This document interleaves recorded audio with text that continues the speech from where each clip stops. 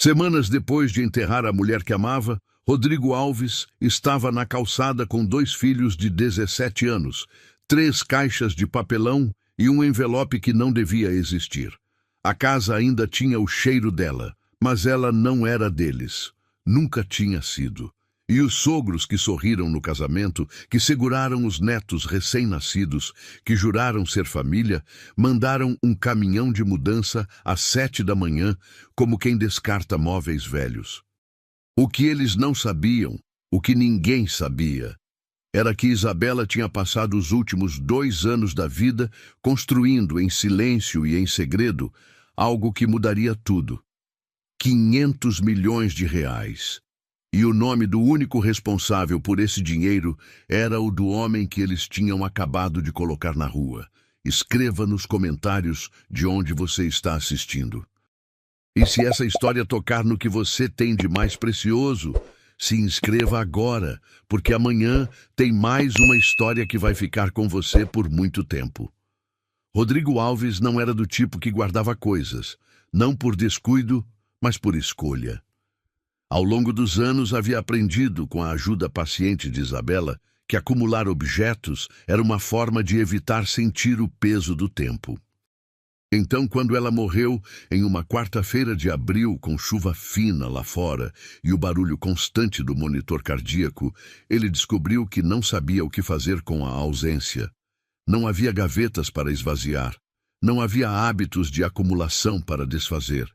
Havia apenas o espaço que ela deixou, enorme e silencioso, ocupando os cômodos da casa como uma presença às avessas. A casa ficava no Água Verde, num bairro onde as calçadas tinham árvores antigas e as padarias ainda abriam às 6 da manhã. Era uma casa que pertencia ao trust da família Monteiro Branco. Isso Rodrigo descobriu mais tarde, muito mais tarde, tarde demais para não doer. Enquanto Isabela era viva, o assunto nunca tinha aparecido. Ela pagava as contas, cuidava dos detalhes financeiros com a discrição de quem considera dinheiro um assunto menor. E Rodrigo, professor de história numa escola estadual do Portão, deixava que ela cuidasse. Não por preguiça, por confiança. Porque em 18 anos de casamento ele nunca havia tido razão para desconfiar de nada. Eles se conheceram numa tarde de 2005, numa feira de livros usados na Rua 15. Rodrigo estava folheando um exemplar encardido de Os Sertões, quando escutou uma voz ao lado que disse sem cerimônia e sem apresentação: "Você vai comprar ou só abraçar?" Ele olhou para o lado e viu uma mulher de cabelos presos, sem capricho, jaqueta cor de areia, olhos escuros que pareciam ter pressa e paciência ao mesmo tempo. Ela estava segurando um livro sobre anatomia veterinária e o encarava com a curiosidade direta de quem não tem tempo para rodeios. "Ainda decidindo", ele disse. "É um bom livro", ela disse. "Meu avô tinha esse exemplar. Ele chamava Euclides de o homem que escreveu com raiva. Eu acho que ele estava certo." Rodrigo abaixou o livro. Ela já estava andando. Ele foi atrás. 3 anos depois, eles se casaram numa cerimônia pequena, num sítio em São José dos Pinhais, com 40 pessoas, mesa de frios e um violonista que tocou Tom Jobim com uma corda a menos. O pai de Rodrigo, seu Walter, marceneiro de ofício e homem de poucas palavras, chorou durante a cerimônia inteira.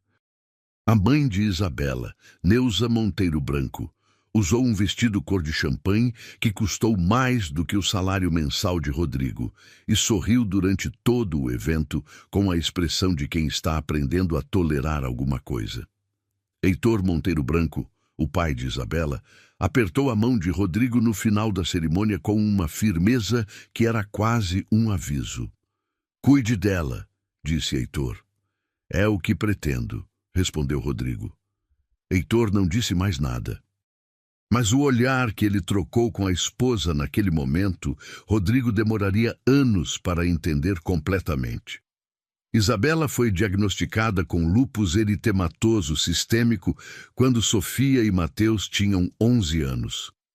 Ela contou para Rodrigo numa noite de terça, depois do jantar, com a mesma objetividade com que anunciaria uma viagem de trabalho.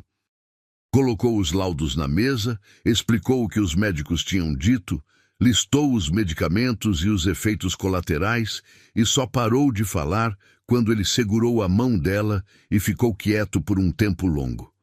"Você está bem?" ela perguntou. "Não", ele disse. "E você?" "Também não", ela respondeu. "Mas vamos ficar." Foram 6 anos de tratamento, de remissões e recaídas, de corticoides que inchavam o rosto e imunossupressores que a deixavam exausta. Isabela continuou trabalhando na clínica veterinária que tinha aberto no Boqueirão até quando pôde, continuou fazendo as compras do mês, continuou corrigindo a postura de Mateus à mesa e lembrando Sofia de beber água. E em algum ponto daqueles 6 anos, sem que Rodrigo soubesse, ela começou a construir alguma coisa. Isso ele só descobriria depois. O que ele sabia era que nos últimos 2 anos de vida ela passou mais tempo no escritório do apartamento, que havia ligações que ela atendia baixando a voz, que havia uma pasta no computador que ele nunca tinha razão para abrir. Ele interpretou tudo isso como papelada médica, como a burocracia discreta de alguém que está se preparando para morrer com organização. Isabela sempre fora organizada. Era uma das coisas que ele mais admirava nela. O funeral foi numa sexta-feira. Choveu.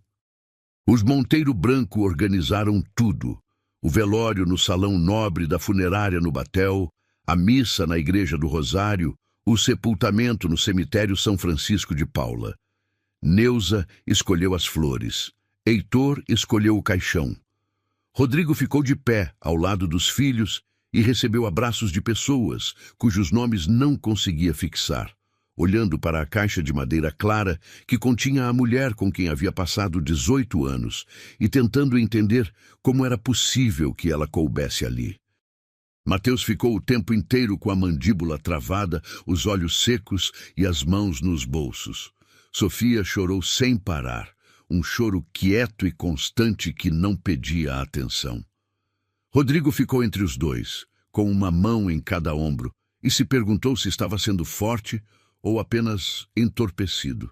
Mais tarde, já em casa, com os filhos dormindo e a casa cheia do silêncio específico dos lutos recentes, ele sentou na mesa da cozinha e ficou olhando para a cadeira em que Isabela costumava se sentar.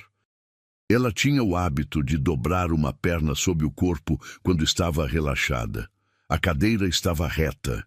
Isso, por alguma razão que ele não conseguiu explicar nem para si mesmo, foi o que mais doeu.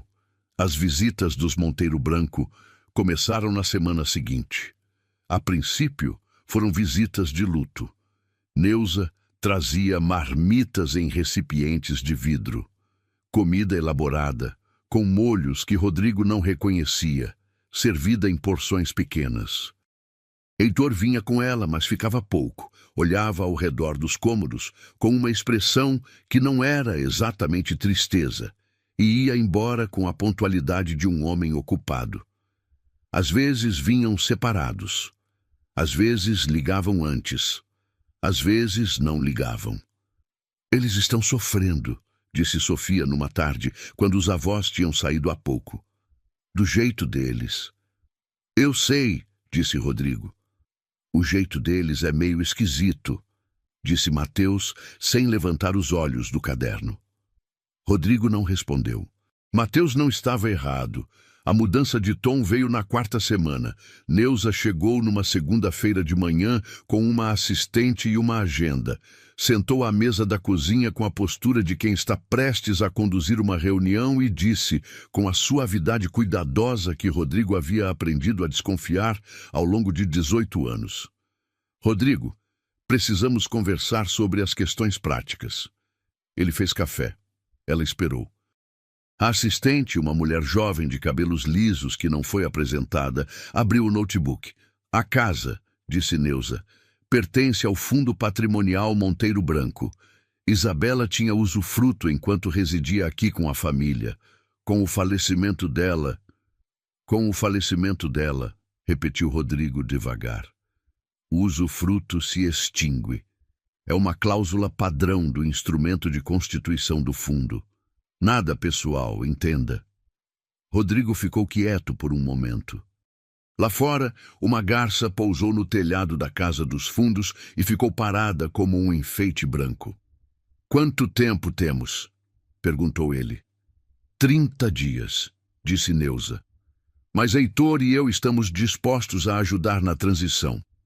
Temos um contato num bom apartamento no Ecoville, 3 quartos, bem localizado." "Obrigado", disse Rodrigo, "mas não vai ser necessário." Neuza olhou para ele com uma expressão que misturava surpresa com algo que se parecia com decepção, como se ela tivesse esperado mais resistência para poder demonstrar mais generosidade. "Rodrigo, você é professor. Com o salário de professor você não vai conseguir." "Obrigado pela visita, Neuza", disse ele, se levantando. A notificação oficial chegou 5 dias depois, em envelope timbrado de um escritório de advocacia do centro. 30 dias para desocupação. Rodrigo leu o documento 2 vezes, dobrou com cuidado e colocou sobre a pilha de contas a pagar. Naquela noite, depois do jantar, chamou Sofia e Mateus para a sala. "Precisamos sair daqui", disse ele. "Temos 1 mês." Mateus assentiu com a cabeça, como se já soubesse. Sofia ficou olhando para o pai por um momento longo. "Para onde a gente vai?" ela perguntou. "Ainda estou resolvendo isso." "Pai", disse Mateus, "a gente pode ajudar. Eu posso trabalhar de manhã antes das aulas." "Não", disse Rodrigo. "Você vai fazer o vestibular em novembro. Os 2 vão. Isso não muda." Silêncio. Sofia pegou o próprio joelho e ficou olhando para o tapete. "Ela sabia que isso ia acontecer?" perguntou Sofia, baixinho. Rodrigo não respondeu imediatamente. Pensou na pasta do computador, nas ligações com a voz baixa, na organização silenciosa dos últimos 2 anos. "Não sei", disse ele, "mas suspeito que ela deixou alguma coisa para a gente. Ainda não sei o quê." O sobrado no Uberaba apareceu por meio de um colega da escola, o professor de biologia Décio, que conhecia o dono e sabia que o imóvel estava para alugar por um valor abaixo do mercado, em troca de pequenos reparos. Era um sobrado de esquina, construído nos anos 1980, com azulejos amarelos na fachada que o tempo tinha escurecido, uma escada interna com degraus que gemiam no 3º e no 7º, e um quintal nos fundos com uma mangueira tão antiga que o tronco tinha o diâmetro de um abraço. Rodrigo foi ver o imóvel numa tarde de sábado. O dono, um homem de uns 60 anos chamado Antônio, mostrou os cômodos com a honestidade direta de quem não quer problema. "O banheiro do 2º andar precisa de rejunte. A torneira da cozinha pinga. Aquela janela ali emperra. O resto tá bom." "Eu conserto", disse Rodrigo. "Você sabe? Aprendo." Antônio olhou para ele por um segundo com uma expressão indefinível. "Tá fechado", disse ele. Foi quando estavam descarregando as caixas, na tarde de uma quinta-feira com vento frio vindo do sul, que apareceu seu Arnaldo. Era um homem pequeno e sólido, de uns 70 e poucos anos, com os dedos grossos de quem passou décadas apertando porcas e chaves de fenda numa linha de montagem. Usava boné azul marinho e um casaco de lã cor de musgo, que parecia ter sido comprado antes da Copa de 94. Atravessou a rua com a tranquilidade de quem tem todo o tempo do mundo e parou na calçada olhando para as caixas. "Mudança?", perguntou. "Mudança", confirmou Rodrigo. "Sozinho?" "Com os filhos." Rodrigo apontou para Mateus, que carregava uma caixa pesada com a expressão de quem não vai pedir ajuda. "E com os filhos." Seu Arnaldo assentiu, foi até o carro, pegou uma caixa de tamanho médio e começou a subir a escada sem ser convidado. "Fica ali em frente", disse ele já na porta. Aposentado da Volvo, 32 anos de fábrica. Nome é Arnaldo. Pode chamar de seu Arnaldo ou de vizinho, tanto faz. Rodrigo ficou olhando para aquele homem por um momento. Depois pegou outra caixa. Rodrigo, disse ele. Obrigado. Depois o senhor me conta a história, disse seu Arnaldo, já subindo de volta. Porque mudança assim, no meio do ano, sempre tem história. Naquela noite, com as caixas empilhadas nos cantos e um colchão de casal que Rodrigo tinha colocado no chão do quarto maior, os três comeram frango assado num pote de isopor que Mateus tinha buscado numa lanchonete a 3 quarteirões dali. Sofia dobrou o joelho sob o corpo enquanto comia, o mesmo gesto da mãe, e Rodrigo teve que olhar para outro lado por um segundo. Mais tarde, com os filhos dormindo, ele se sentou no chão do quarto pequeno que servia de escritório improvisado e abriu o notebook. Precisava organizar as contas, fazer uma planilha de gastos, descobrir quanto custaria manter os 3 no sobrado com o salário de professor, mais as 2 aulas particulares que dava às terças e quintas. Mas antes de abrir a planilha, seus olhos foram para a pasta que Isabela tinha criado há 2 anos e que ele nunca tinha aberto. O nome da pasta era simples. Sem data, sem código, sem abreviação. Ela se chamava apenas Para o Rodrigo. Ele ficou olhando para aquele nome por um longo tempo. O vento batia na janela que emperra. O 3º degrau da escada estralou, como se alguém tivesse pisado nele. Rodrigo fechou o notebook. Não essa noite. Essa noite ele precisava só respirar. O primeiro mês no sobrado do Uberaba ensinou Rodrigo uma coisa que 18 anos de casamento com uma mulher de família rica havia conseguido poupar dele. A aritmética da escassez tem um som específico. É o som de você fazendo a mesma conta 3 vezes antes de colocar alguma coisa no carrinho do mercado. É o som do silêncio depois que a conta de luz chega e você precisa decidir o que corta para pagar sem atraso. É o som de 2 caixas de macarrão, um frango e uma lata de extrato de tomate virando refeições para 4 dias. Rodrigo dava aula de história para o 2º e 3º ano do ensino médio na escola estadual professora Helena Collodi, no Portão. O salário, após os descontos, ficava em R$ 3.200. A isso, ele somava as aulas particulares.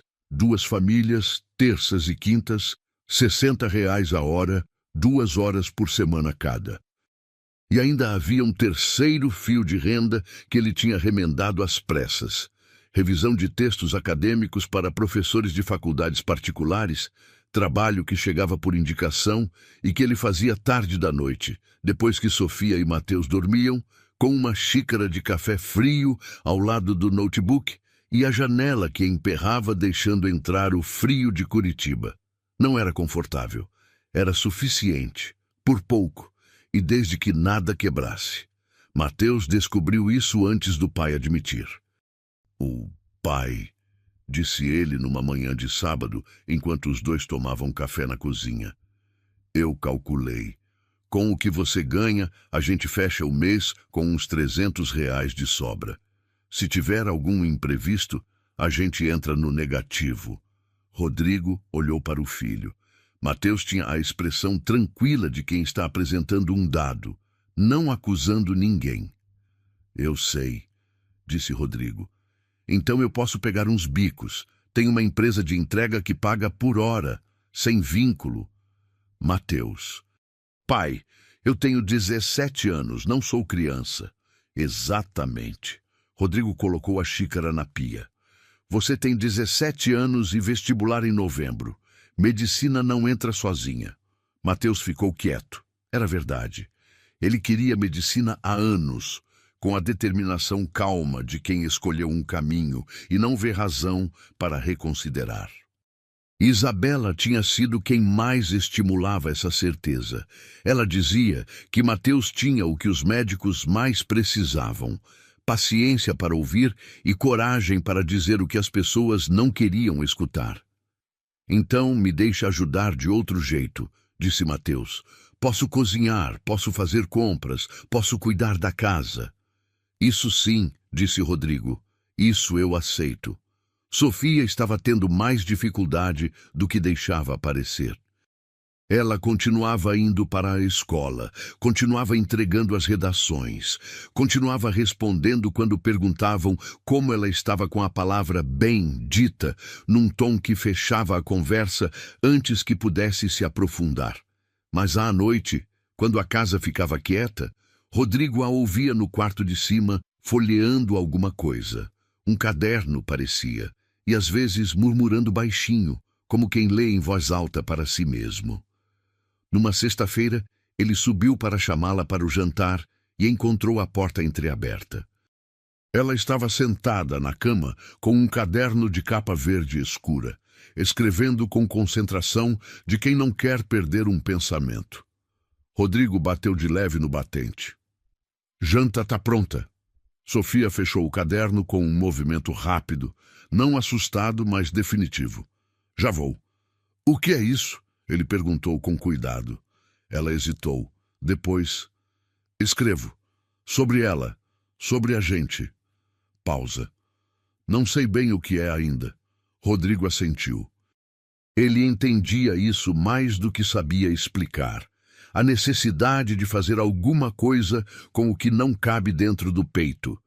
Ele mesmo tinha passado as últimas semanas acordando às 5 da manhã e indo sentar no quintal, embaixo da mangueira, simplesmente para ter um lugar onde não precisasse ter expressão nenhuma. Pode continuar escrevendo, disse ele, mas vem comer primeiro. Ela sorriu. Era um sorriso curto, do lado de dentro para fora, o tipo que Isabela também tinha. Seu Arnaldo aparecia com uma regularidade que não era intrusiva, mas era constante. Segunda de manhã para tomar um café, quarta de tarde para ver se precisava de alguma coisa do mercado, já que ele ia de qualquer jeito. Sábado, às vezes, com alguma ferramenta que ele alegava não precisar mais e que, na verdade, estava emprestando de forma permanente. Foi seu Arnaldo quem ensinou Rodrigo a trocar o rejunte do banheiro. Foram 2 sábados de trabalho lado a lado, ajoelhados nos azulejos com espátulas e balde. E durante esse tempo, seu Arnaldo falou sobre a Volvo, sobre como era trabalhar numa linha de montagem nos anos 1980, quando a fábrica ainda cheirava a metal quente e os turnos eram longos e o sindicato era jovem e bravo. Falou sobre o filho que morava em Florianópolis e ligava todo domingo às 10 da manhã com a pontualidade de uma obrigação afetiva bem cumprida. Falou sobre a esposa, Dona Lourdes, que tinha morrido 4 anos antes de embolia pulmonar, e sobre como o apartamento do outro lado da rua tinha ficado diferente depois disso. Não menor exatamente, mas mais alto, como se os sons fossem menos abafados sem ela. Rodrigo ouviu tudo isso aplicando rejunte com uma espátula de borracha e pensando que havia um tipo de sabedoria que só vinha de ter sobrevivido a certas coisas.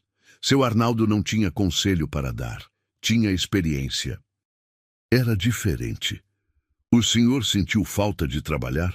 Rodrigo perguntou numa tarde, quando já estavam no segundo banheiro. Depois que aposentou. Seu Arnaldo considerou a pergunta com seriedade. Do trabalho, não. Bateu levemente a espátula na borda do azulejo. Da utilidade, de saber que o que você faz importa para alguém. Isso sim. Como o senhor resolveu? Fui sendo útil para as pessoas ao redor. Olhou para Rodrigo com uma expressão direta. Não é tão diferente do que o senhor está fazendo agora. No terceiro sábado do mês, tarde da noite, Rodrigo abriu a pasta. Para o Rodrigo, dentro havia 3 subpastas e um arquivo de texto solto. Ele abriu o arquivo de texto primeiro. Era uma carta curta, escrita com a objetividade que Isabela usava quando estava sendo deliberadamente cuidadosa. Rodrigo, se você está abrindo isso, então faz algum tempo. Você esperou, o que me diz que você está bem. Ou pelo menos funcional, que às vezes é a mesma coisa. Não abra as pastas todas de uma vez. A pasta chamada Diário é para você ler aos poucos quando tiver cabeça. A pasta Documentos tem coisas que você vai precisar entender na ordem certa, mas antes disso, um advogado vai entrar em contato com você. Pode demorar. Quando ele ligar, atende. É importante. Eu sei que você odeia ligação de número desconhecido. Atende assim mesmo. Com todo o amor que eu tenho, que é bastante, Isabela. Rodrigo leu o texto 2 vezes, depois uma terceira. Um advogado vai entrar em contato. Ele abriu a pasta chamada Diário. Havia 17 arquivos, cada um com uma data. O mais antigo era de 2 anos e 3 meses atrás. O mais recente era de 6 semanas antes da morte. Ele abriu o primeiro. Hoje fui ao escritório do Dr. Lacerda pela 3ª vez. Ele é cuidadoso, que é o que eu precisava. Expliquei o que quero construir e ele fez as perguntas certas. Não as perguntas de quem quer te convencer a fazer diferente, mas as perguntas de quem quer entender para executar bem. Sinto que estou fazendo a coisa certa. Não sei se Rodrigo vai entender imediatamente, mas ele vai entender. Rodrigo fechou o notebook. Ficou sentado no escuro por um longo tempo, ouvindo a mangueira no quintal balançar no vento. Dr. Lacerda. Um advogado. Algo que Isabela tinha construído. O que ela tinha feito?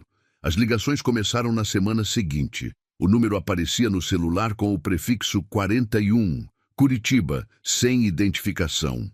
Aparecia de manhã cedo, aparecia no intervalo do almoço, aparecia às vezes à noite. Rodrigo olhava para a tela e sentia o reflexo condicionado de anos. Número desconhecido, era telemarketing, era cobrança. Era alguma coisa que ia custar tempo ou dinheiro que ele não tinha. Ele deixava cair na caixa postal. Seu celular está sempre tocando, disse Mateus numa tarde. Número desconhecido. Você podia atender para ver o que é? Depois. Mas Isabela tinha escrito. Quando ele ligar, atende. E Rodrigo sabia que ela tinha escrito isso exatamente porque conhecia o marido. Sabia que ele ia deixar tocar, que ia postergar, que ia precisar de uma instrução explícita para fazer o que precisava ser feito. Ele atendeu na 5ª ligação. Rodrigo Alves? A voz era calma, de homem de meia idade, com a dicção precisa de quem escolhe as palavras antes de soltá-las. Meu nome é Fábio Lacerda. Sou advogado. Fui contratado pela sua esposa Isabela há 2 anos para administrar um instrumento jurídico que ela constituiu. Ela me pediu para entrar em contato com você após um período de luto razoável. Sinto muito pela sua perda. Rodrigo ficou quieto por um segundo. Ela me disse que você ia ligar, disse ele. Uma pausa breve do outro lado. Ela me disse que você ia demorar a atender, respondeu o Dr. Lacerda. Ela estava certa nas 2 previsões. Apesar de tudo, Rodrigo sentiu um sorriso involuntário e breve passar pelo rosto. O que ela construiu? Perguntou ele. Isso precisa ser explicado com calma e pessoalmente. Podemos marcar uma reunião? Posso ir ao seu escritório. Prefiro ir até o senhor, se não se importar. Isabela foi clara sobre isso. Ela queria que essa conversa acontecesse no ambiente da família, não num escritório. Faz diferença na minha experiência. Rodrigo olhou ao redor do sobrado. As caixas que ainda não tinham sido completamente esvaziadas, a janela que emperrava, o degrau que gemia. Pensou no apartamento do Água Verde, nas paredes altas e nos azulejos portugueses do banheiro. Sentiu a diferença e deixou ela passar. Pode vir, disse ele. Me manda o dia por mensagem. Enquanto esperava pela reunião com o Dr. Lacerda, Rodrigo foi lendo o diário de Isabela em pedaços. Não todos os dias. Às vezes, pulava uma semana antes de abrir outro arquivo. Era uma leitura que precisava de espaço ao redor, como certos livros que só podem ser lidos de manhã cedo, antes do dia começar a fazer exigências. O diário não era intimista no sentido convencional. Isabela não escrevia sobre sentimentos de forma direta. Ela escrevia sobre decisões, sobre o raciocínio por trás das escolhas, sobre o que queria e o que temia. Era como ler as atas de uma reunião conduzida por alguém que amava profundamente. Em uma das entradas, 3 meses antes de morrer, ela tinha escrito: "Pensei em contar para o Rodrigo, fiquei ensaiando como seria. Mas toda vez que imagino a cena, eu imagino ele querendo mudar alguma coisa no que já está estruturado, querendo simplificar, querendo recusar. Ele é assim. Acha que aceitar ajuda é fraqueza, quando na verdade é só inteligência. Não vou contar, mas vou deixar a carta clara o suficiente para que ele entenda que não foi falta de confiança, foi o contrário disso." Rodrigo fechou o arquivo e ficou olhando para a tela em branco por um momento. Ela tinha razão. Ele teria tentado simplificar. Os Monteiro Branco reapareceram numa tarde de quinta-feira sem aviso. Rodrigo estava na escola quando Mateus mandou mensagem: "Avó e avô aqui na porta. O que faz?" Rodrigo digitou de volta: "Deixa entrar. Fica junto."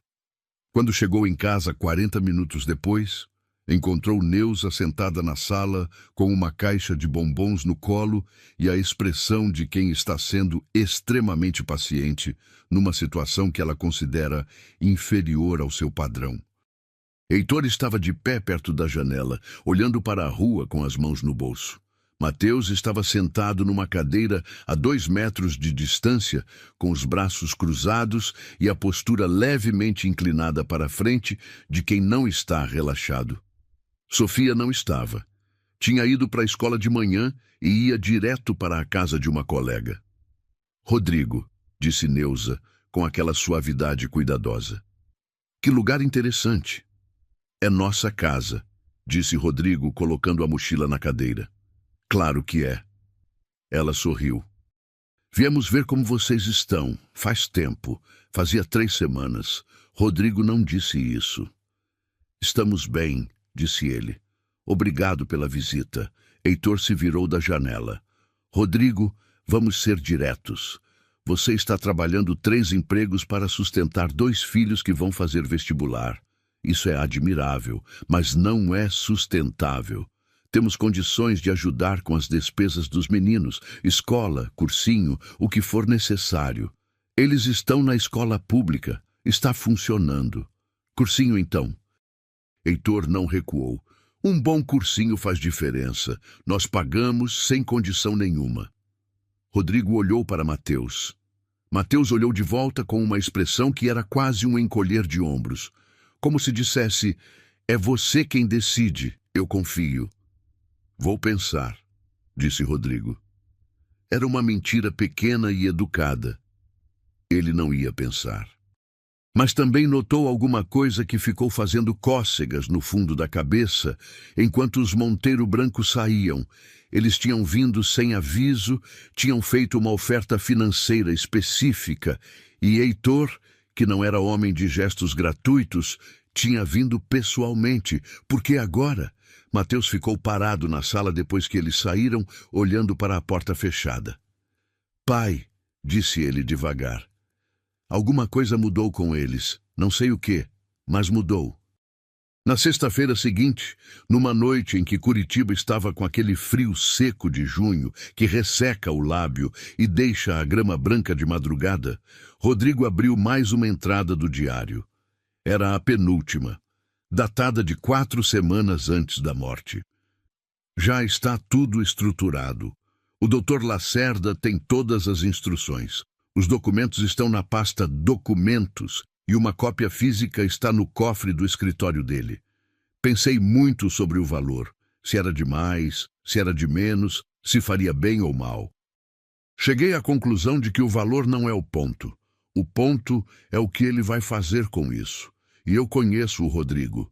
Ele vai fazer a coisa certa. Sempre fez.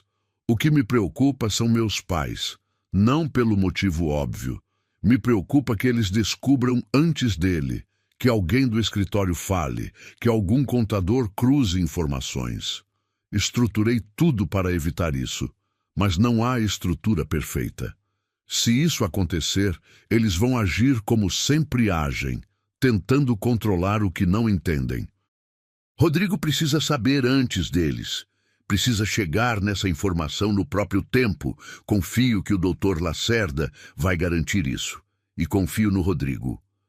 Rodrigo leu o trecho 3 vezes. Se isso acontecer, eles vão agir como sempre agem. Ele pensou na visita de Heitor e Neuza, na oferta repentina, na ausência de qualquer condição explícita, o que vindo dos Monteiro Branco era em si uma anomalia. Mateus tinha razão. Alguma coisa tinha mudado. Rodrigo pegou o celular e mandou mensagem para Dr. Lacerda. Precisamos antecipar a reunião, quando o senhor puder. A resposta chegou em 2 minutos. Amanhã de manhã. Eu confirmo o horário. Rodrigo colocou o celular na mesa. Fora. A mangueira balançava. O terceiro degrau da escada estralou de novo. O vento, ou a contração do madeiramento no frio, ou apenas uma casa velha, fazendo o que casas velhas fazem à noite. Ele não dormiu bem. Mas pela primeira vez desde o funeral, a insônia não era de tristeza. Era de alguma coisa que se parecia, cautelosamente, com todas as ressalvas possíveis, com antecipação. Dr. Fábio Lacerda chegou no sábado de manhã às 9 em ponto, com uma pasta de couro gasto que devia ter 20 anos, e o jeito de quem faz visitas domiciliares com a mesma seriedade com que faz audiências. Era um homem de 50 e poucos anos, cabelos grisalhos cortados sem vaidade, óculos de armação fina. Usava terno azul marinho sem gravata, o que Rodrigo leu como uma concessão deliberada ao ambiente, formal o suficiente para o assunto ser sério, informal o suficiente para não intimidar. Mateus abriu a porta. Os dois se olharam por um segundo com a avaliação mútua e silenciosa de pessoas que ouviram falar uma da outra, mas não se conhecem. Você deve ser o Mateus, disse Dr. Lacerda. Devo, disse Mateus, se afastando para deixá-lo entrar. Sofia estava na cozinha fazendo café. Rodrigo estava sentado à mesa da sala com as mãos abertas sobre a toalha de plástico. Uma toalha xadrez vermelho e branco que tinha comprado no Mercadão porque era barata e ele achava que daria um ar menos provisório à sala e que agora parecia apenas o que era. Uma tentativa honesta de fazer um lugar difícil parecer um lar. Dr. Lacerda cumprimentou Rodrigo com um aperto de mão firme, sentou na cadeira em frente, colocou a pasta sobre a mesa e a abriu com o cuidado de quem respeita o conteúdo. Tirou um envelope fechado e o colocou à parte, virado para baixo. Antes de começar, disse ele, quero dizer uma coisa fora do escopo profissional. Trabalhei com sua esposa por 2 anos. Ela era uma das pessoas mais deliberadas que já conheci. Tudo que ela me pediu para fazer foi pedido com clareza, com razão e com uma consideração pelo Senhor que eu raramente vejo em instrumentos jurídicos. O que eu vou apresentar hoje não é uma surpresa que ela preparou para impressionar. É um ato de cuidado que levou 2 anos para ser construído. Rodrigo assentiu. Não disse nada. Antes do conteúdo, continuou o Dr. Lacerda, preciso que o senhor entenda o contexto. Há algo que aconteceu recentemente que muda a urgência desta conversa. Rodrigo ficou quieto. Mateus, que tinha ficado na porta da cozinha com a xícara de café na mão, se aproximou um passo. Há 3 semanas, disse o doutor.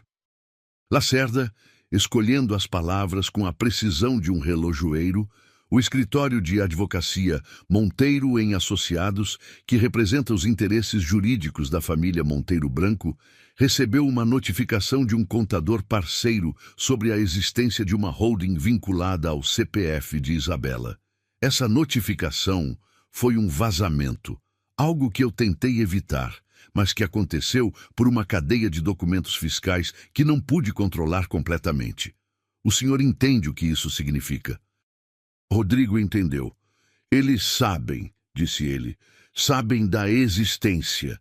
Não sabem do valor total nem da estrutura completa, mas sabem o suficiente para saber que há algo significativo.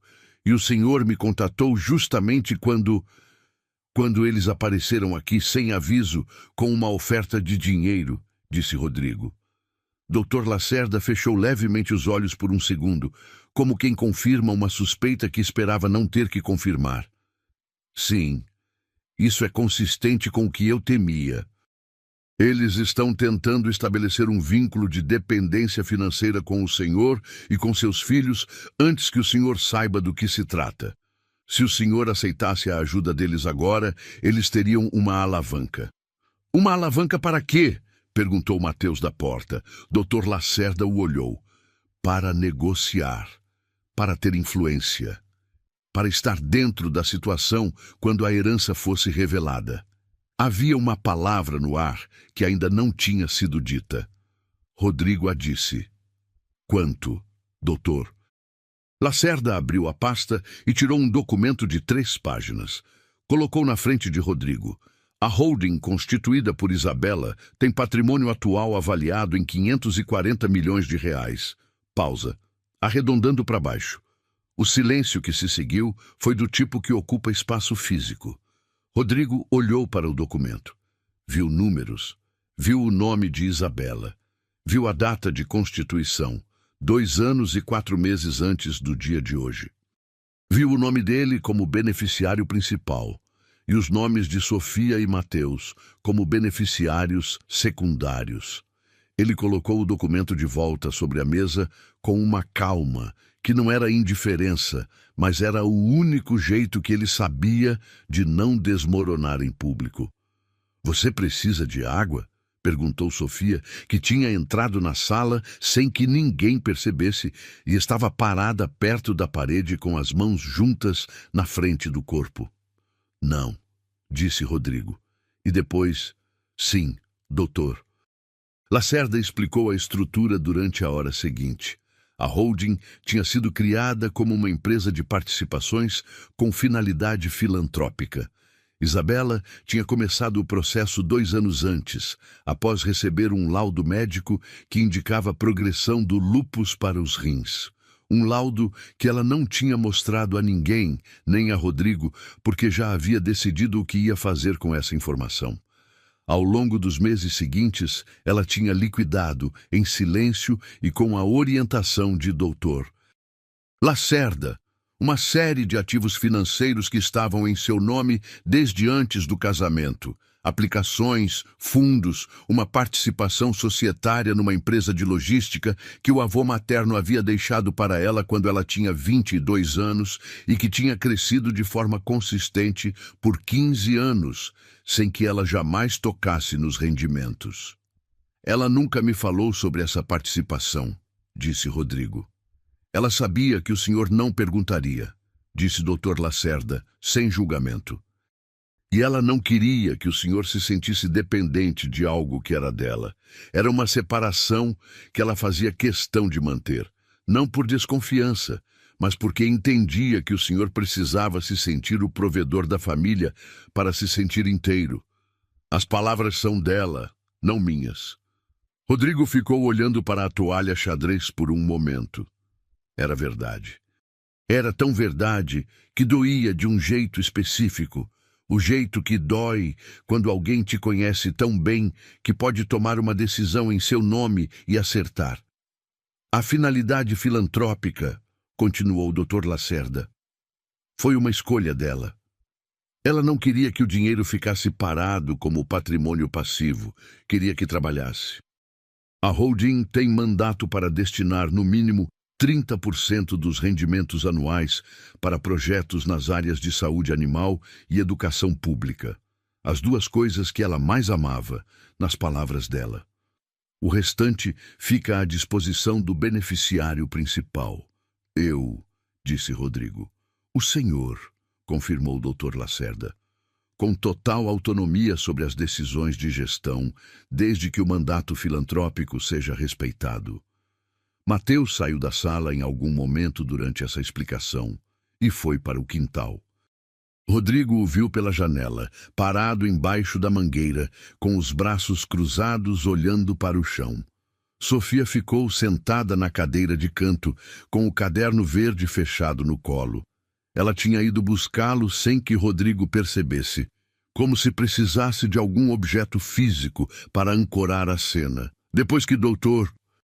Lacerda terminou a explicação principal e começou a falar sobre os próximos passos práticos.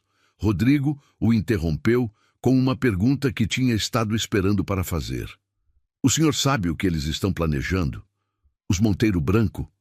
Dr. Lacerda considerou por um momento. Não tenho acesso aos planos deles, mas conheço o padrão. Quando famílias com esse perfil descobrem que há um patrimônio significativo vinculado a um herdeiro que elas consideram fora do seu círculo de controle, a reação típica é tentar reposicionar o relacionamento, criar vínculos, criar gratidão. Pausa. Criar dependência. Os netos, disse Rodrigo. Os herdeiros secundários, sim. Se os filhos do senhor tivessem uma relação próxima com os avós, se houvesse afeto e obrigação misturados, ficaria mais difícil para o senhor tomar decisões sobre o patrimônio de forma independente. Rodrigo pensou em Sofia, que havia dito naquela semana que sentia falta da avó. Que a avó sempre perguntava sobre as redações dela, que talvez valesse a pena aceitar o convite para o almoço de domingo. Ele tinha dito que ia pensar. Sofia havia ficado levemente decepcionada.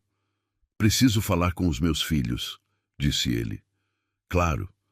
Dr. Lacerda começou a recolher os documentos. Uma última coisa antes de ir. Ele tirou o envelope que tinha colocado à parte no começo da reunião e o colocou na frente de Rodrigo.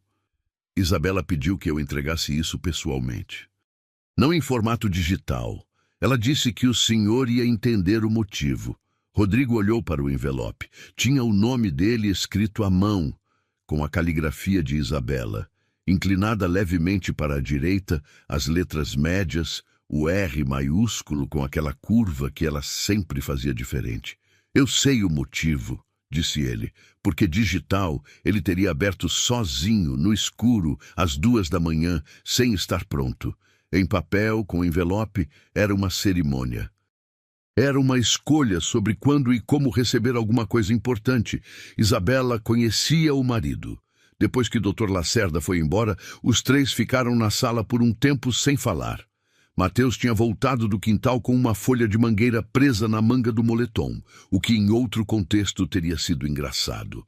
Sofia tinha o caderno aberto no colo, mas não estava escrevendo, apenas olhando para a página em branco.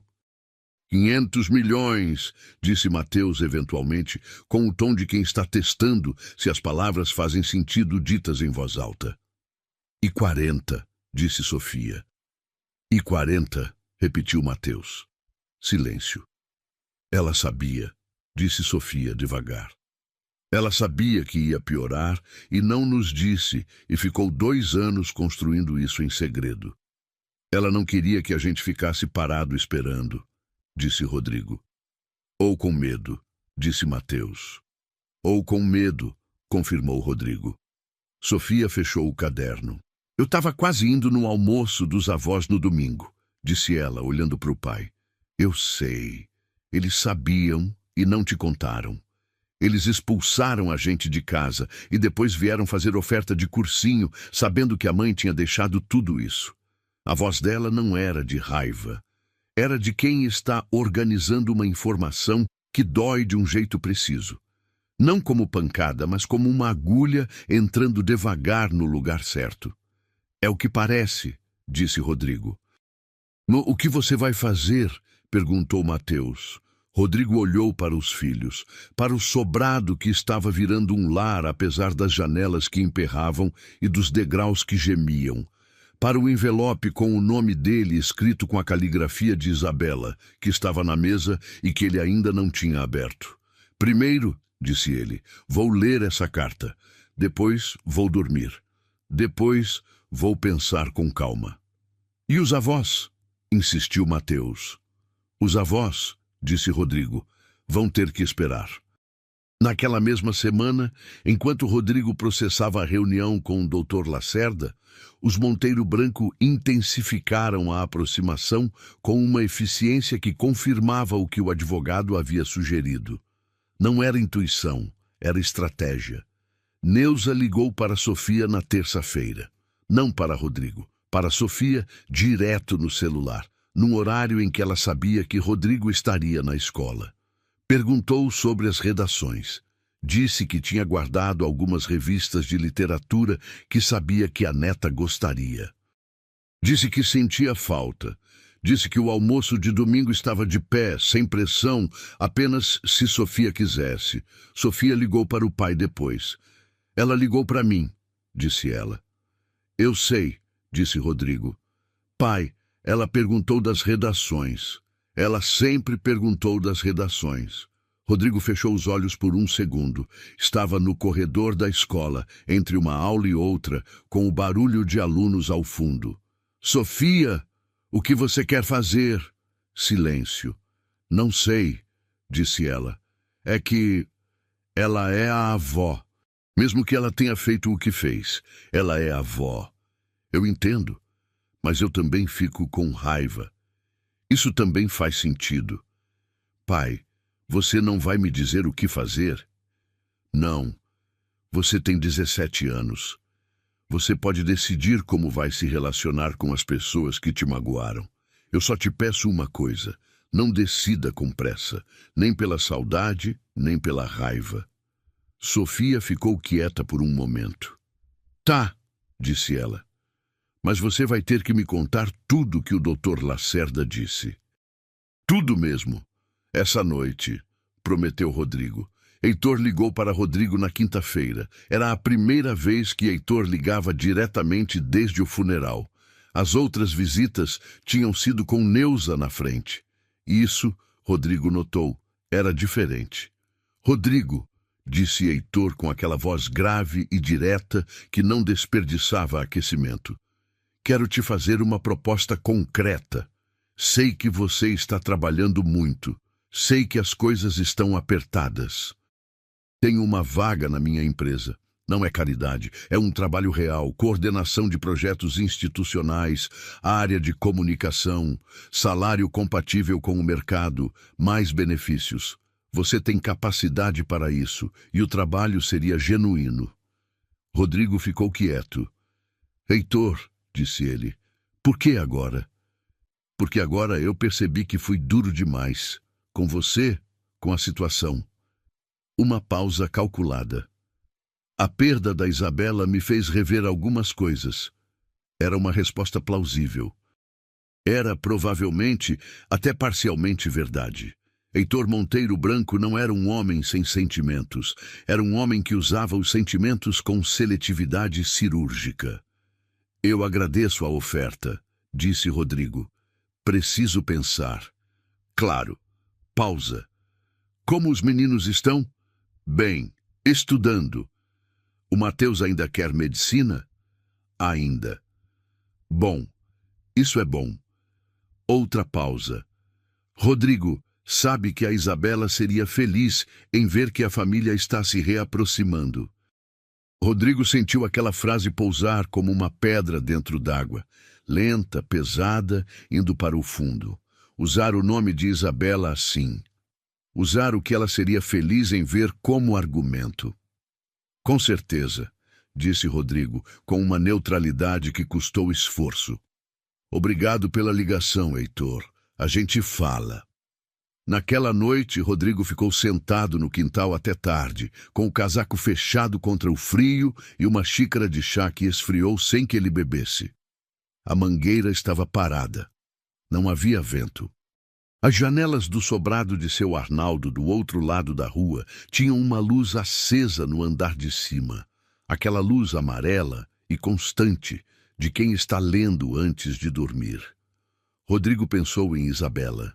Pensou na entrada do diário em que ela escreveu que se preocupava com os pais, descobrindo antes.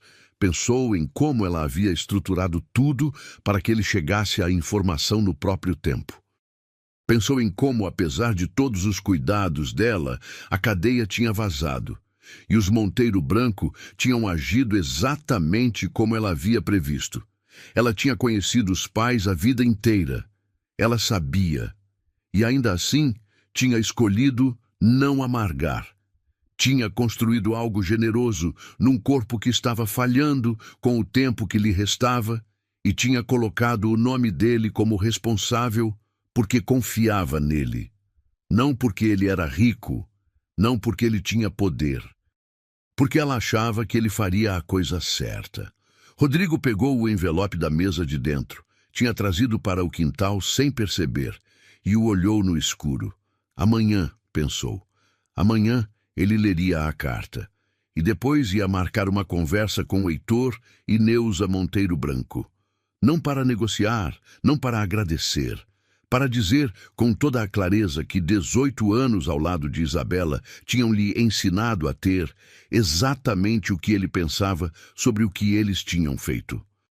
E depois ia decidir, com calma e com os filhos, o que fazer com 540 milhões de reais que uma mulher extraordinária tinha construído para eles em silêncio, com amor, enquanto morria.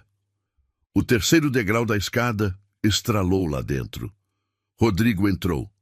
Rodrigo leu a carta de Isabela no domingo de manhã, sentado no quintal, debaixo da mangueira, com o café do lado e os pássaros fazendo o barulho de sempre.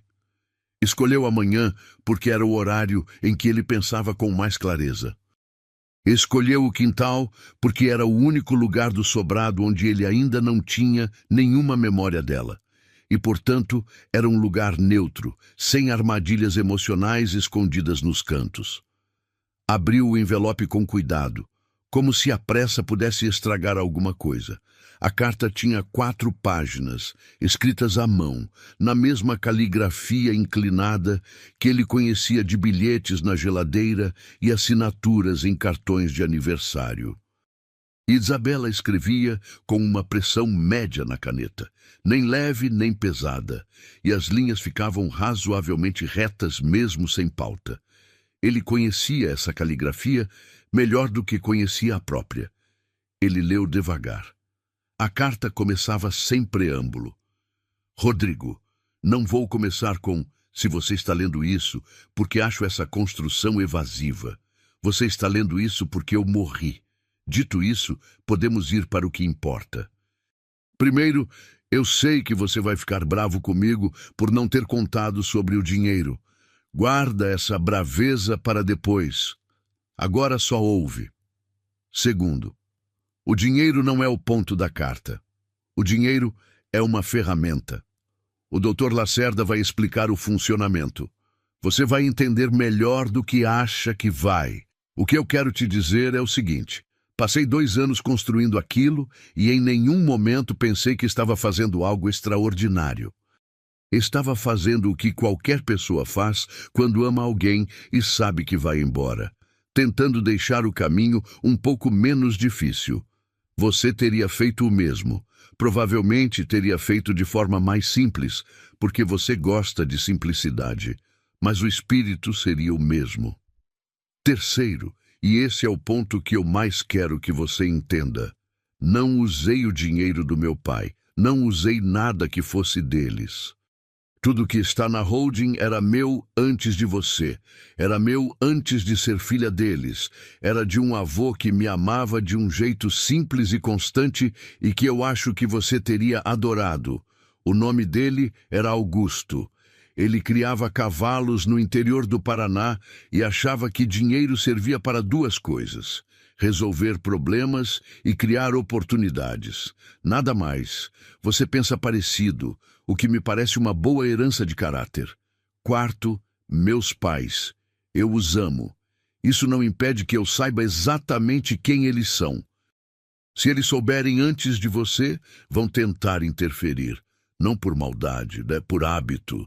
Eles passaram a vida inteira acreditando que controlar é o mesmo que cuidar. Não é, mas é o que eles conhecem.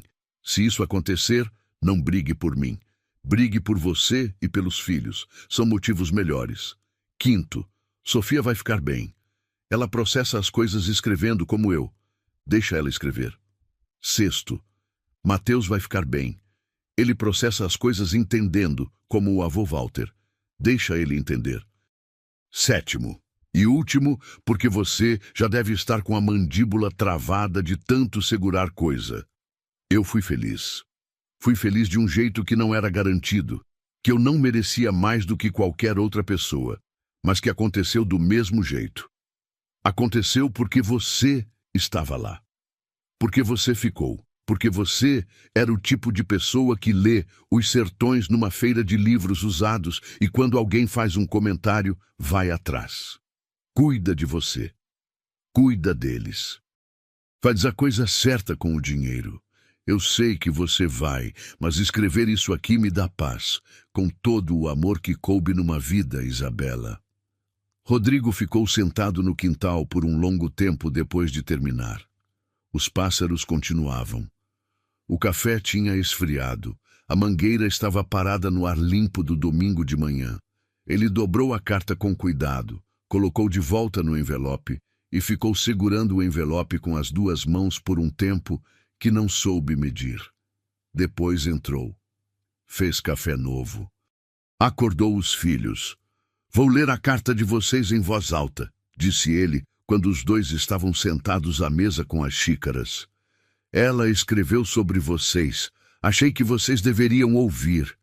Sofia tinha os olhos ainda meio fechados de sono. Mateus estava com as mãos em volta da xícara. Os 2 assentiram sem dizer nada. Rodrigo leu. Quando chegou no trecho sobre Sofia, deixa ela escrever, Sofia baixou a cabeça sobre a xícara e ficou assim por um momento. Quando chegou no trecho sobre Mateus, deixa ele entender, Mateus fechou os olhos com uma expressão que era quase alívio. Quando Rodrigo terminou, ficaram os 3 em silêncio por um tempo que nenhum deles cronometrou. Ela conhecia a gente, disse Sofia eventualmente. Ela conhecia, disse Rodrigo. Na segunda-feira de manhã, Rodrigo ligou para Heitor Monteiro Branco. Heitor, preciso que você e Neuza venham aqui amanhã, às 10. Uma pausa. Aconteceu alguma coisa? Perguntou Heitor, com uma cautela que não era exatamente preocupação. Sim, disse Rodrigo. Várias coisas. Amanhã às 10. Heitor disse que estariam lá. Rodrigo passou a segunda-feira na escola, dando aula sobre a proclamação da República para turmas que estavam com a cabeça no intervalo. Ao meio-dia, no corredor, encontrou Camila Souza, a professora de português, que estava com uma pilha de redações debaixo do braço e a expressão de quem encontrou pelo menos 3 usos inapropriados de vírgula naquela manhã. Você está diferente hoje, disse ela, olhando para ele com a atenção direta que era característica dela. Diferente como? Mais firme. Não no sentido ruim, no sentido de quem decidiu alguma coisa. Rodrigo considerou isso. Decidi algumas coisas, sim. Boa sorte, disse ela, sem perguntar o quê. Era uma das coisas que ele apreciava em Camila. Ela entendia quando uma conversa tinha chegado no seu limite natural. Obrigado, disse ele. Ela foi embora pelo corredor com as redações. Rodrigo ficou parado por um segundo, pensando que havia algo reconfortante em pessoas que respeitam o espaço alheio, sem fazer disso um gesto grandioso. Na terça-feira de manhã, às 10 em ponto, Heitor e Neuza Monteiro Branco chegaram ao sobrado do Uberaba. Neuza estava com um casaco bege de lã fina e o cabelo arrumado com o cuidado de quem nunca sai de casa sem estar pronta para ser vista.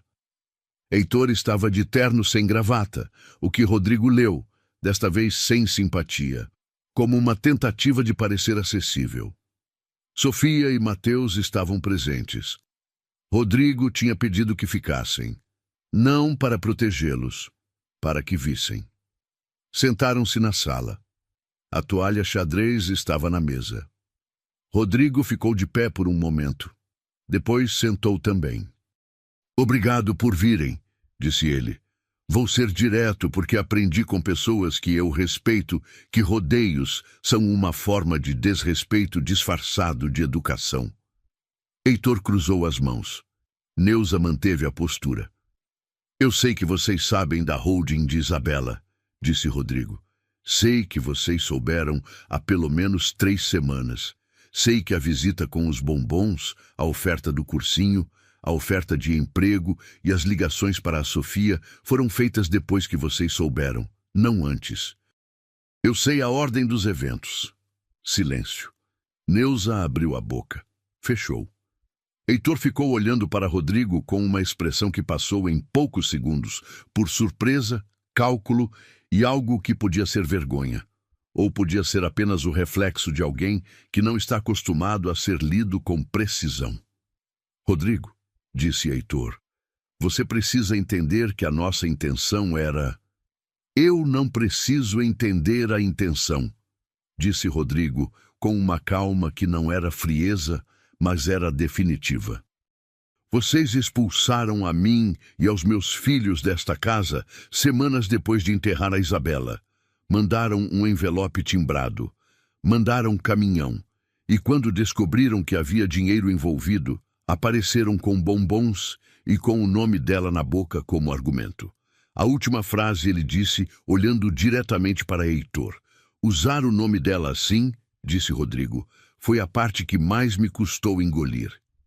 Neuza fez um movimento com as mãos, como se fosse falar, e Rodrigo gentilmente levantou uma mão. Deixa eu terminar. Não estou aqui para brigar. Não vou gastar a energia que a Isabela usou construindo essa holding para brigar com os pais dela. Isso seria um desperdício que ela não merecia. O que estou dizendo é o seguinte: eu sei o que vocês fizeram. Vocês sabem que eu sei. Isso não desaparece porque ninguém grita. Pausa. Os filhos de vocês, continuou ele, e usou essa expressão deliberadamente, não meus filhos, mas os filhos de vocês, para que a distinção ficasse clara, têm 17 anos e vão decidir por conta própria como querem se relacionar com os avós. Eu não vou interferir nessa decisão, mas também não vou facilitá-la fingindo que nada aconteceu. Sofia estava com as mãos juntas no colo. Mateus olhava para os avós com uma expressão que era, ao mesmo tempo, a de um médico observando sintomas e a de um neto que não sabe direito o que fazer com o que está sentindo. Heitor Monteiro Branco ficou quieto por um tempo que foi longo o suficiente para ser significativo. Quando falou, a voz tinha perdido a textura do controle. Você tem razão, disse ele, sobre a ordem dos eventos, sobre o envelope, sobre o caminhão. Uma pausa que parecia custar alguma coisa. Sobre o nome dela. Neuza olhou para o marido com uma expressão que Rodrigo nunca tinha visto nela. Não era surpresa, era reconhecimento. Como se ela tivesse esperado por esse momento há tempo e não soubesse se estava aliviada ou assustada com ele. Nós erramos, disse Heitor. Não vou construir uma justificativa para isso. Não precisa, disse Rodrigo. O que você pretende fazer? Perguntou Heitor. E pela primeira vez, desde que Rodrigo o conhecia, a pergunta não soava como estratégia. Soava como alguém que genuinamente não sabia a resposta que precisava. Pretendo fazer o que a Isabela pediu, disse Rodrigo. Cuidar dos filhos, fazer a coisa certa com o dinheiro. Viver com simplicidade, porque é assim que eu sei viver, e não pretendo mudar isso porque o número mudou. Pausa. E pretendo deixar que o tempo decida o que é possível entre nós. Não eu. O tempo. Heitor e Neuza ficaram mais 30 minutos. A conversa não voltou a ser sobre dinheiro, nem sobre a holding. Foi sobre Isabela, sobre uma coisa que ela tinha dito na adolescência que Neuza de repente quis contar, sobre uma foto que Heitor tinha no celular que ele mostrou para Mateus, sobre o café que Sofia foi buscar na cozinha e voltou servindo para todo mundo porque era o que ela sabia fazer quando não sabia mais o que sentir. Não foi uma reconciliação. Foi talvez o começo de uma negociação mais honesta. O tipo que só começa quando as cartas estão na mesa e ninguém mais está fingindo que não as viu. Quando foram embora, Heitor apertou a mão de Rodrigo na porta. O aperto era diferente do aperto de 18 anos atrás, no casamento. Menos aviso, mais peso. Ela escolheu bem, disse Heitor em voz baixa, na soleira da porta. Rodrigo assentiu. Eu sei, disse ele. Naquela tarde, depois que os Monteiro Branco foram embora e os filhos foram cada um para o seu quarto com o silêncio de quem precisa digerir, Rodrigo atravessou a rua e bateu na porta de seu Arnaldo.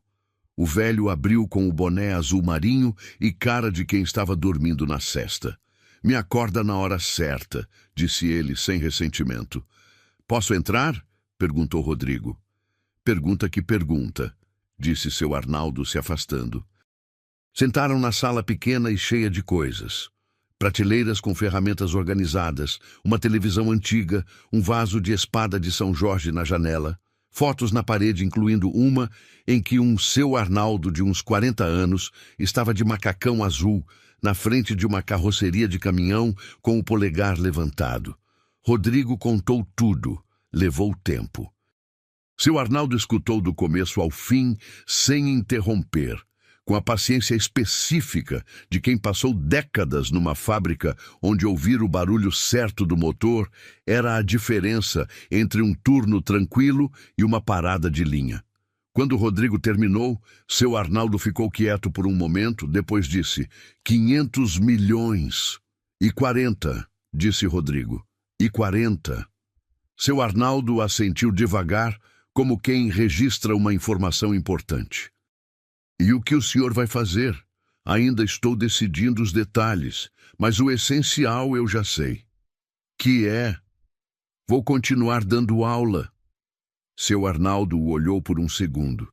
Depois abriu um sorriso lento, do tipo que começa no canto do olho antes de chegar na boca. Isso, disse ele, é o tipo de coisa que uma mulher muito inteligente planejaria para um homem muito teimoso. Rodrigo riu. Foi um riso pequeno, mas foi real. O primeiro riso completamente real desde o funeral. Aquele tipo que sobe de dentro sem pedir licença. Era ela, disse ele. Era ela, concordou seu Arnaldo.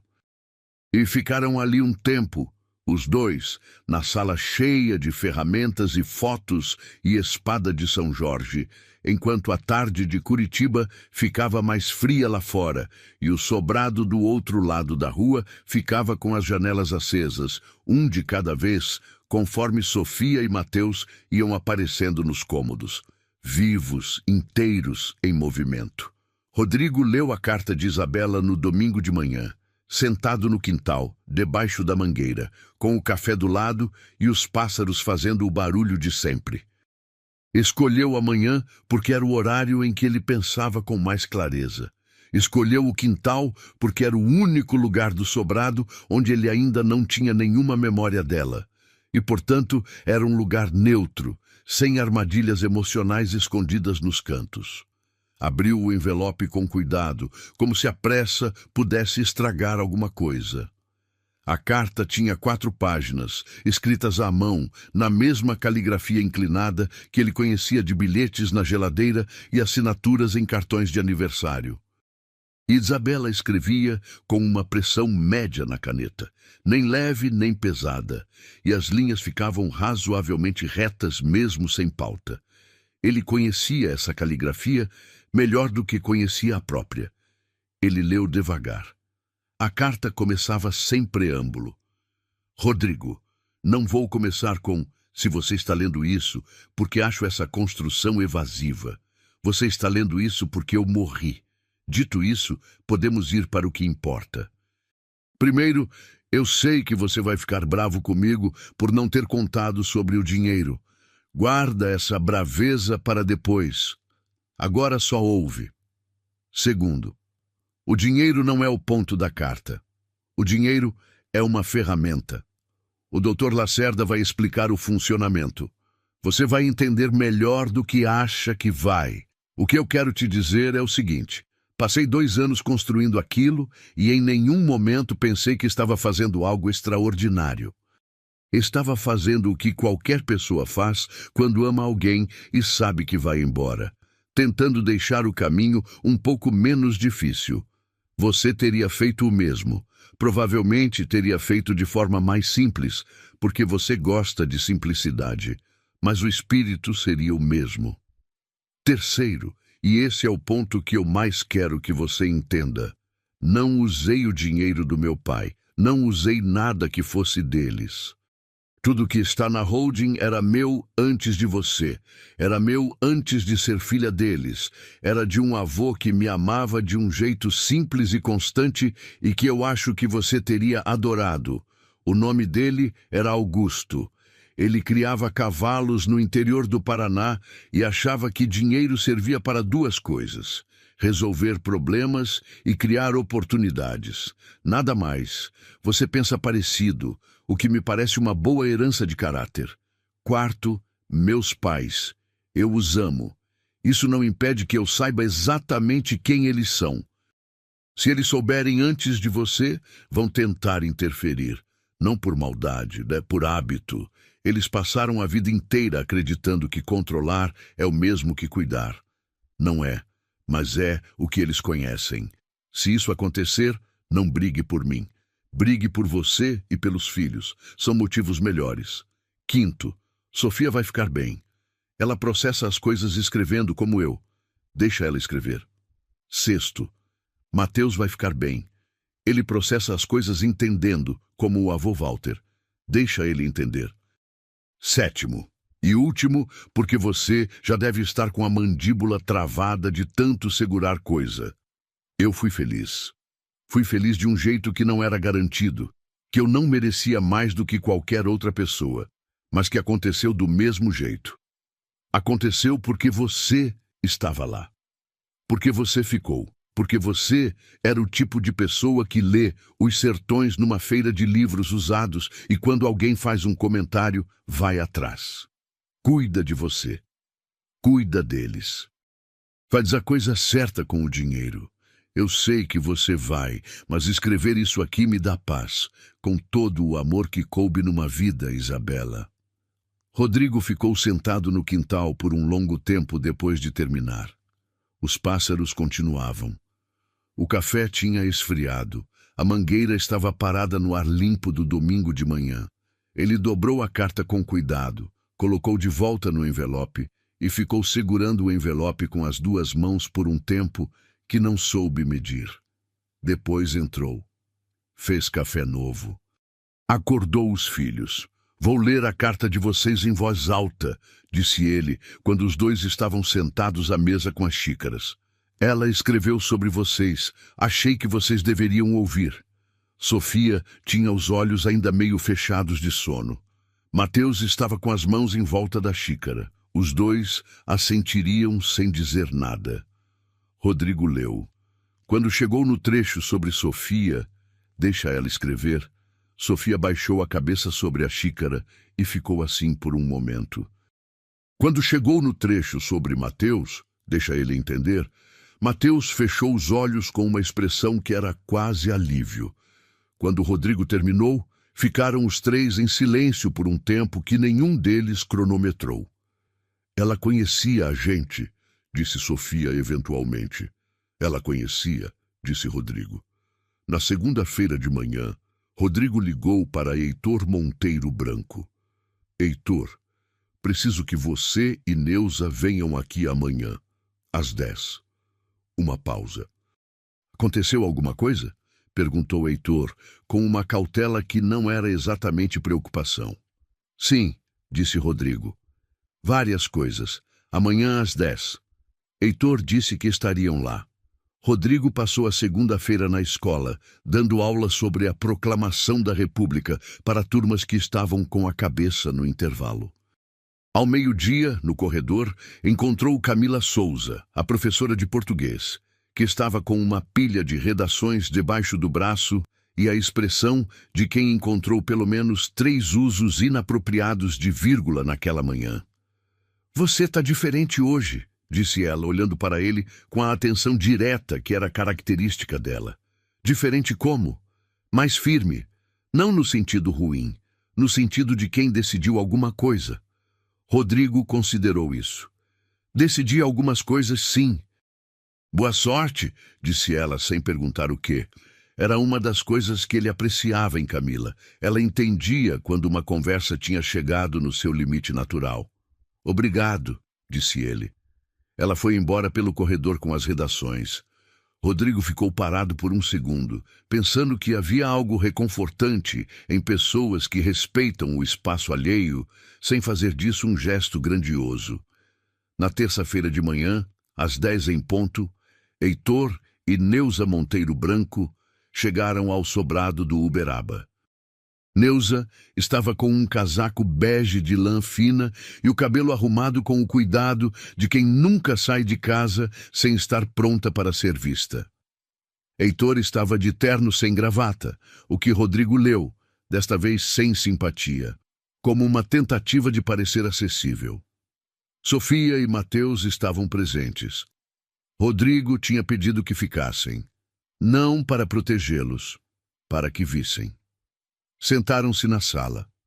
A toalha xadrez estava na mesa. Rodrigo ficou de pé por um momento.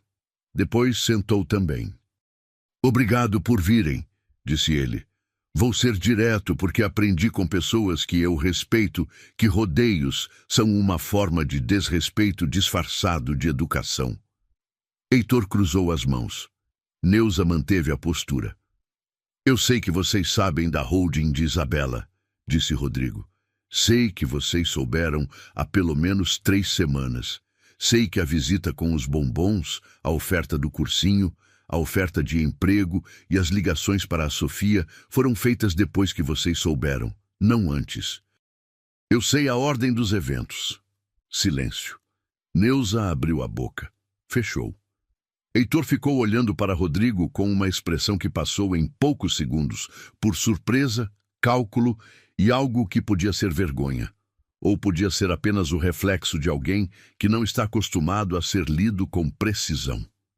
Rodrigo, disse Heitor, você precisa entender que a nossa intenção era... Eu não preciso entender a intenção, disse Rodrigo com uma calma que não era frieza, mas era definitiva. Vocês expulsaram a mim e aos meus filhos desta casa semanas depois de enterrar a Isabela. Mandaram um envelope timbrado. Mandaram caminhão. E quando descobriram que havia dinheiro envolvido, apareceram com bombons e com o nome dela na boca como argumento. A última frase ele disse, olhando diretamente para Heitor. Usar o nome dela assim, disse Rodrigo, foi a parte que mais me custou engolir. Neuza fez um movimento com as mãos, como se fosse falar, e Rodrigo gentilmente levantou uma mão. Deixa eu terminar. Não estou aqui para brigar. Não vou gastar a energia que a Isabela usou construindo essa holding para brigar com os pais dela. Isso seria um desperdício que ela não merecia. O que estou dizendo é o seguinte: eu sei o que vocês fizeram. Vocês sabem que eu sei. Isso não desaparece porque ninguém grita. Pausa. Os filhos de vocês, continuou ele, e usou essa expressão deliberadamente, não meus filhos, mas os filhos de vocês, para que a distinção ficasse clara, têm 17 anos e vão decidir por conta própria como querem se relacionar com os avós. Eu não vou interferir nessa decisão, mas também não vou facilitá-la fingindo que nada aconteceu. Sofia estava com as mãos juntas no colo. Mateus olhava para os avós com uma expressão que era, ao mesmo tempo, a de um médico observando sintomas e a de um neto que não sabe direito o que fazer com o que está sentindo. Heitor Monteiro Branco ficou quieto por um tempo que foi longo o suficiente para ser significativo. Quando falou, a voz tinha perdido a textura do controle. Você tem razão, disse ele, sobre a ordem dos eventos, sobre o envelope, sobre o caminhão. Uma pausa que parecia custar alguma coisa. Sobre o nome dela. Neuza olhou para o marido com uma expressão que Rodrigo nunca tinha visto nela. Não era surpresa, era reconhecimento. Como se ela tivesse esperado por esse momento há tempo e não soubesse se estava aliviada ou assustada com ele. Nós erramos, disse Heitor. Não vou construir uma justificativa para isso. Não precisa, disse Rodrigo. O que você pretende fazer? Perguntou Heitor. E pela primeira vez, desde que Rodrigo o conhecia, a pergunta não soava como estratégia. Soava como alguém que genuinamente não sabia a resposta e precisava. Pretendo fazer o que a Isabela pediu, disse Rodrigo. Cuidar dos filhos, fazer a coisa certa com o dinheiro, viver com simplicidade porque é assim que eu sei viver e não pretendo mudar isso porque o número mudou. Pausa. E pretendo deixar que o tempo decida o que é possível entre nós. Não eu, o tempo. Heitor e Neuza ficaram mais 30 minutos. A conversa não voltou a ser sobre dinheiro, nem sobre a holding. Foi sobre Isabela, sobre uma coisa que ela tinha dito na adolescência que Neuza de repente quis contar, sobre uma foto que Heitor tinha no celular que ele mostrou para Mateus, sobre o café que Sofia foi buscar na cozinha e voltou servindo para todo mundo porque era o que ela sabia fazer quando não sabia mais o que sentir. Não foi uma reconciliação. Foi talvez o começo de uma negociação mais honesta. O tipo que só começa quando as cartas estão na mesa e ninguém mais está fingindo que não as viu. Quando foram embora, Heitor apertou a mão de Rodrigo na porta. O aperto era diferente do aperto de 18 anos atrás no casamento. Menos aviso, mais peso. Ela escolheu bem, disse Heitor em voz baixa, na soleira da porta. Rodrigo assentiu. Eu sei, disse ele. Naquela tarde, depois que os Monteiro Branco foram embora e os filhos foram cada um para o seu quarto, com o silêncio de quem precisa digerir, Rodrigo atravessou a rua e bateu na porta de seu Arnaldo. O velho abriu com o boné azul marinho e cara de quem estava dormindo a sesta. Me acorda na hora certa, disse ele sem ressentimento. Posso entrar? Perguntou Rodrigo. Pergunta que pergunta, disse seu Arnaldo se afastando. Sentaram na sala pequena e cheia de coisas. Prateleiras com ferramentas organizadas, uma televisão antiga, um vaso de espada de São Jorge na janela, fotos na parede incluindo uma em que um seu Arnaldo de uns 40 anos estava de macacão azul na frente de uma carroceria de caminhão com o polegar levantado. Rodrigo contou tudo, levou tempo. Seu Arnaldo escutou do começo ao fim sem interromper, com a paciência específica de quem passou décadas numa fábrica onde ouvir o barulho certo do motor era a diferença entre um turno tranquilo e uma parada de linha. Quando Rodrigo terminou, seu Arnaldo ficou quieto por um momento, depois disse, 500 milhões. E 40, disse Rodrigo. E 40. Seu Arnaldo assentiu devagar, como quem registra uma informação importante. E o que o senhor vai fazer? Ainda estou decidindo os detalhes, mas o essencial eu já sei. Que é? Vou continuar dando aula. Seu Arnaldo o olhou por um segundo. Depois abriu um sorriso lento, do tipo que começa no canto do olho antes de chegar na boca. Isso, disse ele, é o tipo de coisa que uma mulher muito inteligente planejaria para um homem muito teimoso. Rodrigo riu. Foi um riso pequeno, mas foi real. O primeiro riso completamente real desde o funeral. Aquele tipo que sobe de dentro sem pedir licença. Era ela, disse ele. Era ela, concordou seu Arnaldo. E ficaram ali um tempo, os dois, na sala cheia de ferramentas e fotos e espada de São Jorge, enquanto a tarde de Curitiba ficava mais fria lá fora e o sobrado do outro lado da rua ficava com as janelas acesas, um de cada vez, conforme Sofia e Mateus iam aparecendo nos cômodos, vivos, inteiros em movimento.